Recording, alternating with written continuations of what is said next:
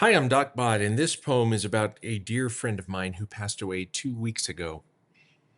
His name was Ken Peay, and he was the most incredible, kind, and generous soul and friend that I could ever want in life.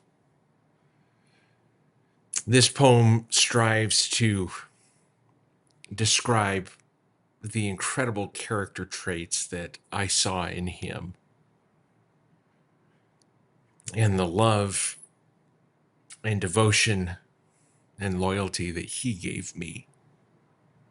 This poem is called A Man Like Ken. The room smelled faint of saline, of antiseptic sting and quiet pain. Soft monitors blinked dimly in the light, like distant stars that flickered through the night. Two weary men sat side by side, each with a burden neither tried to hide. Clear tubing ran like rivers from the vein, while both endured their own familiar strain. I came to drain the iron from my blood, that slow, relentless, and hereditary flood, while Ken returned once more to face the war he'd fought with steady courage 2+ years before. Yet what I saw that day still lingers near. The man in pain was not consumed by fear. Though sickness pressed upon him like the sea, he somehow still found room to think of me. Isaac, softly spoken from his chair, "Are you okay? Why are you here?" And when I told him why my blood was drawn, concern crossed over him as night to dawn. Not shallow words rehearsed for passing time, nor hollow phrases polished into rhyme, but something honest rooted deep and true, the kind few men still know instinctively to do.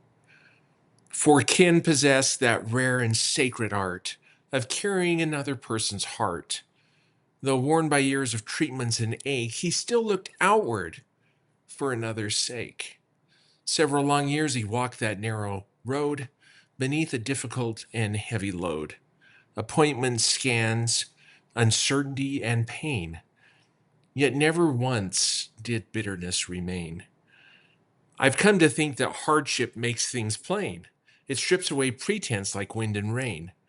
And what remained in Ken when trials began was simply this: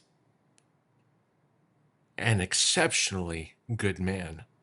For strength is not the loudest voice we hear, nor found in men untouched by pain or fear. Sometimes true strength sits quiet, worn, and tired, yet still asks others what their souls require. When parts of my own world came loose with grief, and sorrow offered little good relief, Ken listened long without the need to speak, and somehow made the heavy moments weak.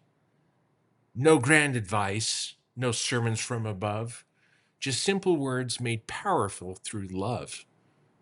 "I'm sorry, Isaac," spoken soft and slow, and somehow that meant more than he could ever know. There are some souls the good Lord places here who help us carry sorrow year by year. They steady hearts without applause or fame and leave this world gentler than it came. Ken was that kind, tough hearted, strong as steel, the kind of man whose handshake still felt real, yet tender too, attentive to the end, a loyal soul, a listener, and a friend. And I suspect when heaven called his name, the gates stood taller when at last he came. For surely even angels understand the worth of welcoming a man like Ken.